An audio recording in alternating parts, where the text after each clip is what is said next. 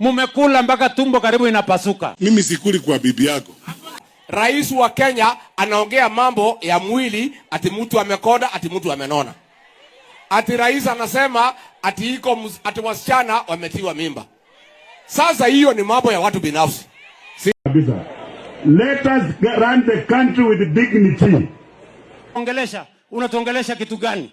Mtu ambaye ameenda akatia mimba watoto wadogo kama wanarika ya mtoto wake, alafu anaenda anaua hawa watoto, alafu unatuambia mambo ya mauaji. You cold-blooded murderer, heartless character. You want to tell us, you want to mislead our nation. We will not allow you to mislead any community. Ndio. Si wanaendelea kuwekwa mimba? Ati unasimama juu ya gari kusema ati kuna mtu hana bibi. Sasa hiyo inahusu wewe nini? Wewe si uko na bibi yako? Kama mwingine hana, what is your problem? Wewe ongea mambo ya hospitali, ongea mambo ya masomo, ongea mambo ya barabara, ongea mambo ya deni, ongea mambo ya usalama. Wewe umetoka juu unaongea mambo ya ujinga na mambo ya utoto. Ati unasema ati mwingine hana watoto. Si wewe uko na watoto wako? Hata kama hana watoto inakuudhi nini? Wewe Kasongo, pilipili usiosila. We will not allow you to mislead anybody in Kenya. You are not going to be anything in this nation. You belong to the rot in jail. Ni kweli ama si kweli?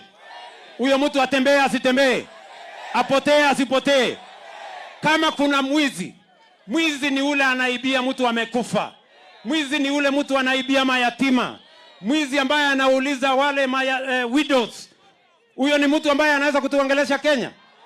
Mtu ambaye alifukuzwa na bunge 80% of parliament, a record send-off of a man, a tribal bigot.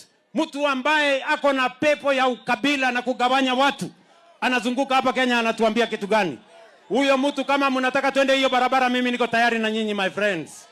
Ni kweli ama si kweli? Mnataka hawa watu niwanyoroshe? Hawa watu niwanyoroshe? Hawa watu nitawamalizia asubuhi na mapema bwana. Sijui kama tunaelewana chwele. Ani president bwana anaongea hii maneno kweli? Hiyo ni ungwana kweli? Bwana the president lazima kuwa ni image ya Kenya bwana. Ama namna gani? Maana watu wakiona president, watu wa nje wakiona president wanasema huyu ndio. Watu wakisikia rais ameongea, wajue rais leo ameongea. Lakini unafungua TV, rais anasema ati huyu mtu atamenona. Ati huyu mtu ati hana bibi. Ati huyu mtu atanyambanga kwa mkutano. Ati sasa mumekula mpaka kichwa imefimba na kiburi. Na nataka niwaambie tafadhali, endeni muangalie, mjiangalie kwa kioo. Use the mirror. Mwende muangalie vile mmekaa. Kichwa imefimba.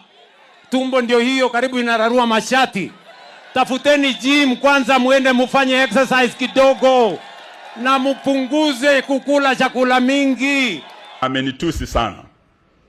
Na leo nataka nimwambie William Ruto ya kwamba Michelle Obama once said, when they go low, you go high. When they go low, we go high. Today, William Ruto, you have stooped the lowest you have in your public life. What you say today, now, the insults against Eugene Wamalwa was quite unprecedented. Very unprecedented. Na hii nataka nikuombe kwa heshima sana na kuheshimu. Mimi sijawahi kutusi. Ya kwamba ulikuwa na hasira hata ukataka kunichapa kofi. It is the truth. It's not an insult. Ya kwamba ulitaka kuchapa Matiang'i kofi. It is the truth. We have witnesses. Sababu it is about your character and what happened. Na hawanzi leo, anger management is an issue that you have.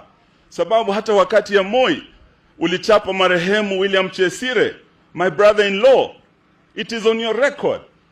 Sasa tukisema yale ambayo umefanya, labda sababu ya hasira na failure to manage your anger, Eugene Wamalwa is not insulting you.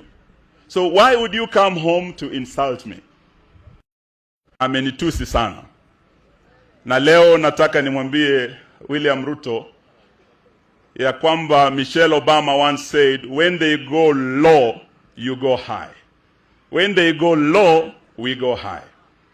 Today, William Ruto, you have stooped the lowest you have in your public life.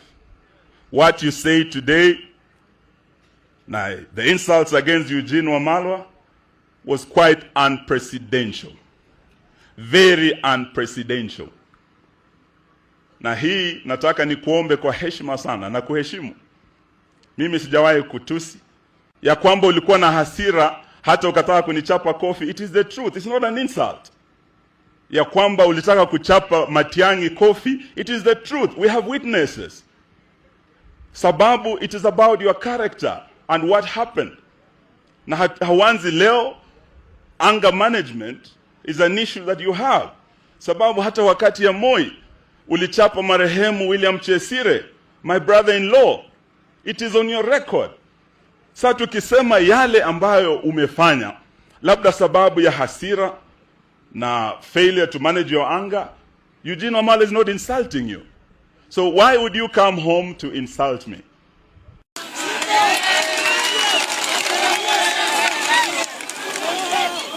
Mimi hujaniona. Hujaniona nikije. Hujaniona nikienda kutafuta chakula kwa bibi yako ama kwa watu wako. Nimemsikiza Mheshimiwa Rais wetu leo asubuhi. And on this particular one, munisikize kwa makini. I respect the office of the president. Mimi katiba yetu na desturi yetu ya uongozi wa nchi yetu inaonyesha wazi kwamba yule ambaye ako kwa hiyo ofisi is a symbol of national unity. Ni commander in chief of our defense forces. Mimi sana watu wakiniuliza, mbona wewe you don't attack the president or criticize him? Ninawaambia, unajua mimi naheshimu hata majeshi yetu. Kwa sababu president ni commander in chief. Kuna kitu ambayo mimi siwezi kuzungumza kuhusu president hadharani namna hiyo. Lakini, and of all national politicians who are out here, you know that I am the one who's most restrained.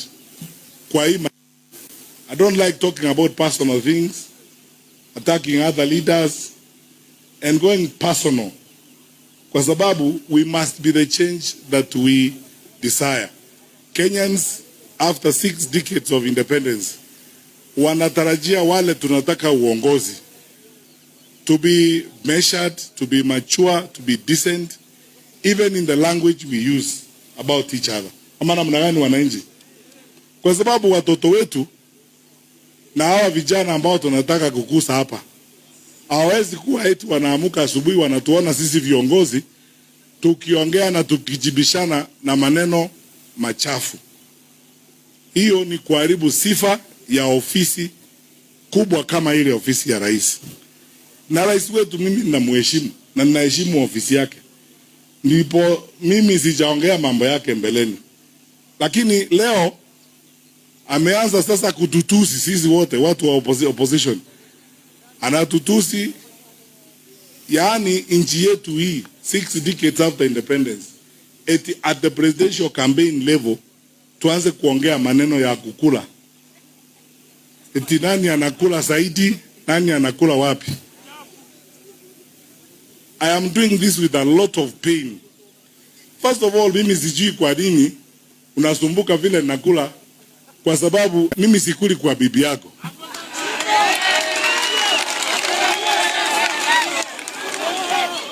Mimi hujaniona. Hujaniona nikije. Hujaniona nikienda kutafuta chakula kwa bibi yako ama kwa watu wako. Mimi nakula ndizi kule Kisii kwetu na ugali na huko.